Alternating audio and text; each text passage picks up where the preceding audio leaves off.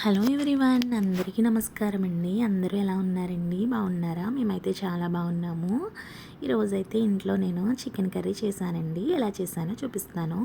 ముందుగా స్టవ్ మీద పాన్ పెట్టుకొని పాన్లో ఆయిల్ వేసుకొని ఆయిల్ హీట్ అయిన తర్వాత ఒక గుప్పెడి కరివేపాకు వేసుకొని బాగా ఫ్రై చేసుకోవాలండి. తర్వాత కట్ చేసి పెట్టుకున్న ఆనియన్స్ని కూడా వేసుకొని తగినంత ఉప్పు అయితే వేసుకొని బాగా కలుపుకొని మూత పెట్టి మగ్గించుకోవాలండి లో ఫ్లేమ్లో. హై ఫ్లేమ్లో పెడితే మాడిపోతుందండి. లో ఫ్లేమ్లోనే మగ్గించుకోవాలి.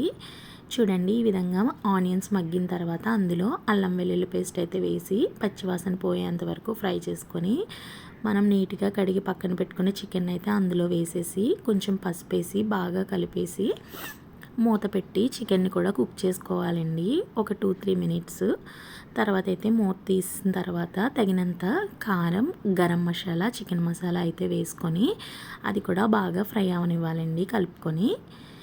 చూడండి, ఈ విధంగా ఫ్రై అయిన తర్వాత అందులోనే చికెన్కి ఇంకా కుక్ అవ్వాలండి.